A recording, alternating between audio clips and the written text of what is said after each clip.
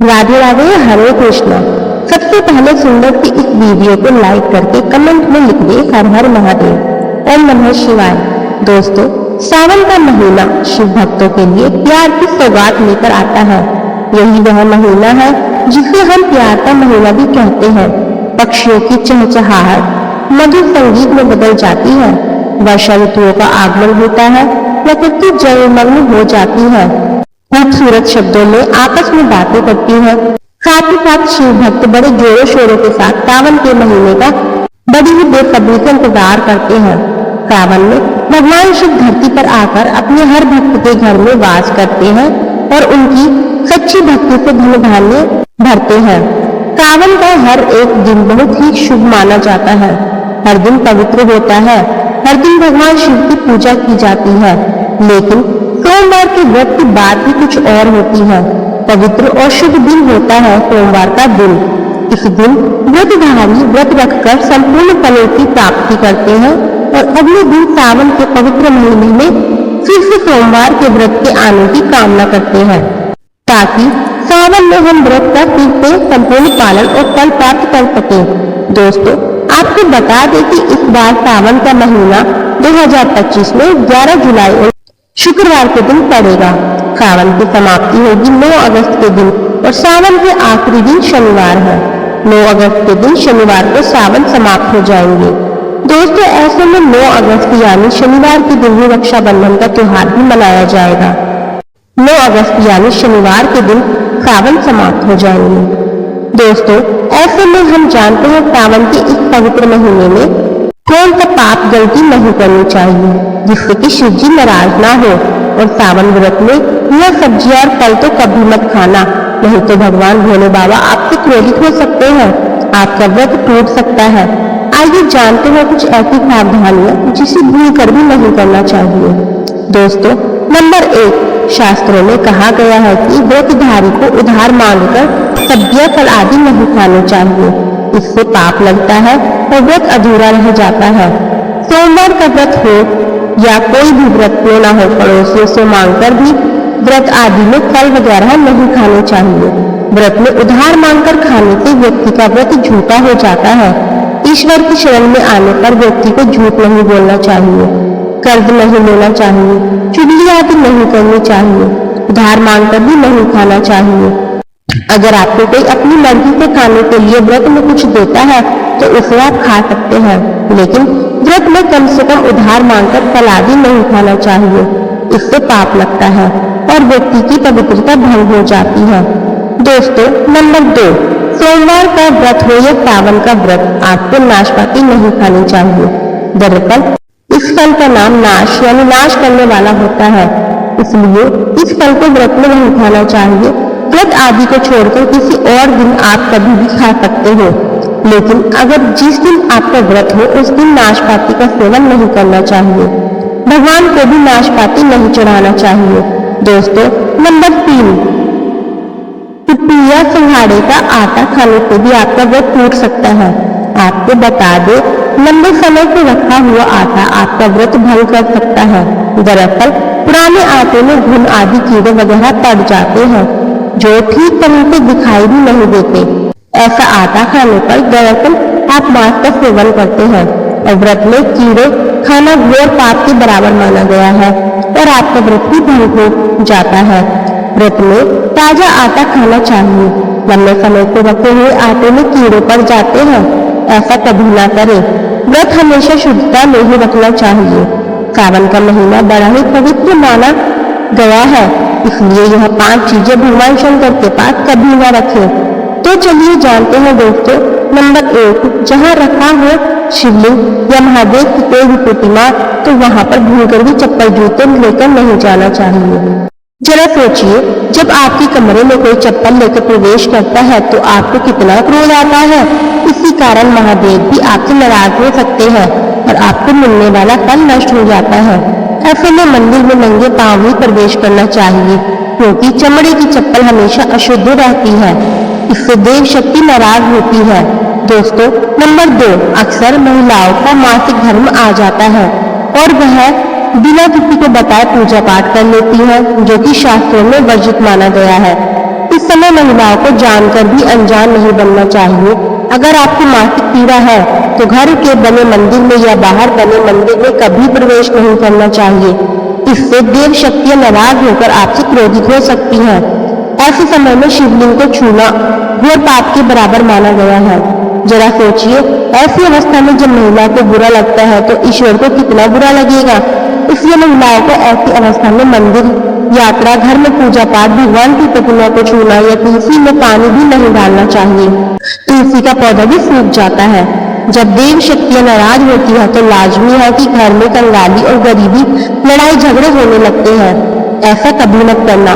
दोस्तों, नंबर 3, शास्त्रों में बताया गया है कि जहाँ होता है शिवलिंग तो वहाँ पर सभी शक्तियां सक्रिय रहती है।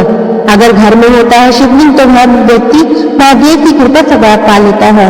वास्तुशास्त्र के अनुसार शिवलिंग से हर वक्त ऊर्जा का संचार होता रहता है। इसलिए शिवलिंग पर जलधारा हमेशा होनी चाहिए, जो ऊर्जा को शांत रखता है। कुछ लोग अपने घर में शिवलिंग तो रख लेते हैं, लेकिन वह एक हफ्ते के बाद जल चढ़ाते हैं, जो कि बिल्कुल भी अच्छा नहीं माना जाता। अगर आप जल नहीं चढ़ा सकते तो आप अपने घर में शिवलिंग स्थापित कभी ना करें, जो कि गरुड़ पुराण में बताया गया है। इससे उल्टा घर में विनाश होता है। दोस्तों, नंबर 4, कई लोग जाने अनजाने में शिवलिंग को तुलसी में रख देते हैं और घर में परेशानियां आना शुरू हो जाती हैं। इससे महाशक्तियां क्रोधित हो जाती हैं। शिवलिंग पर तुलसी भी नहीं चढ़ाना चाहिए। तुलसी में और शिवलिंग में कुछ दूरी होनी चाहिए। दोस्तों, नंबर 5, घर का मंदिर या बाहर का मंदिर, किसी भी मंदिर में ऐसे व्यक्ति को प्रवेश नहीं करना चाहिए जिसने स्त्री प्रसंग अर्थात संभोग किया हो या उसने मांस खाया हो। अगर आप शारीरिक रूप से गंदे हैं तो मंदिर के आसपास भी नहीं जाना चाहिए। घर के बने मंदिर में कोई कपड़ा आदि डाल देना चाहिए। जरा आप सोचिए, क्या आप मांस खाकर या स्त्री के साथ शारीरिक संबंध बनाकर भगवान के पास जाएंगे और क्या वह आपसे प्रसन्न होंगे? बिल्कुल भी नहीं। वह आपसे क्रोधित हो सकते हैं और आपसे नाराज हो सकते हैं। शास्त्रों में इसे घोर पाप माना गया है। इससे व्यक्ति नरक में जाता है। ऐसा दुष्ट स्वभाव मनुष्य की बर्बादी का कारण माना गया है।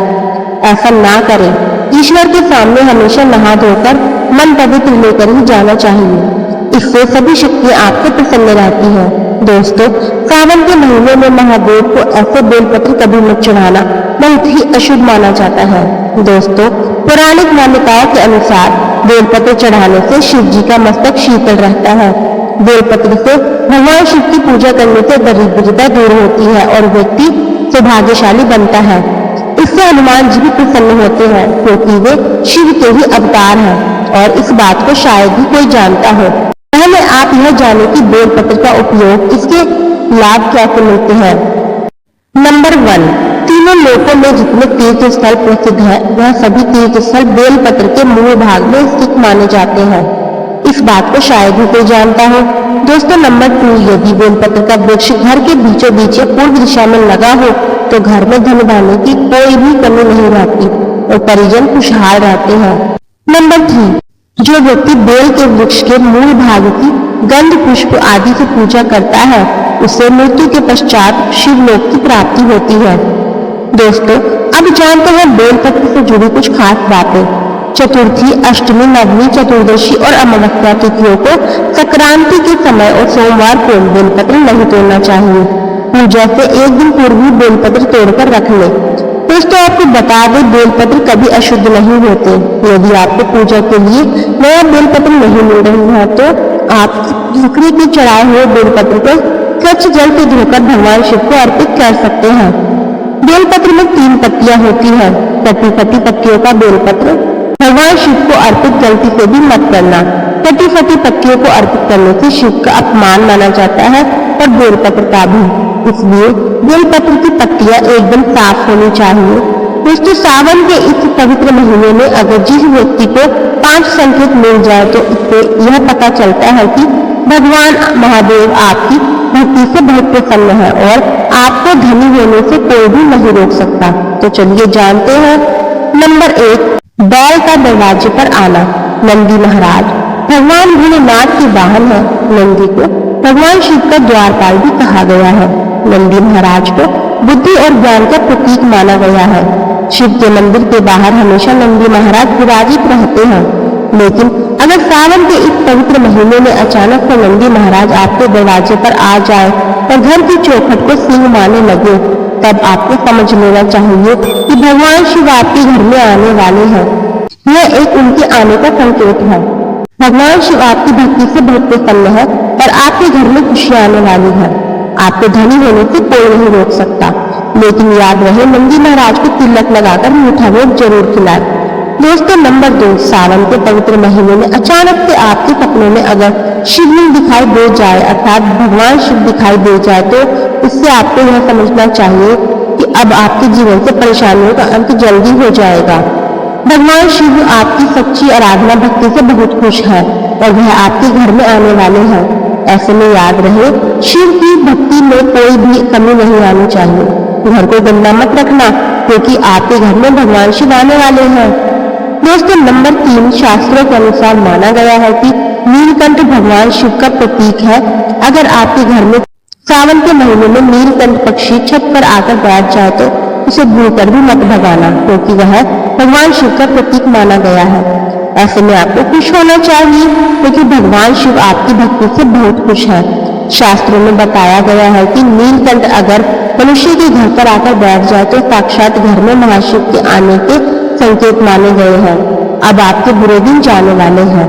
कहते हैं कि श्री राम ने इस पक्षी के दर्शन करने के बाद ही रावण पर विजय प्राप्त की थी।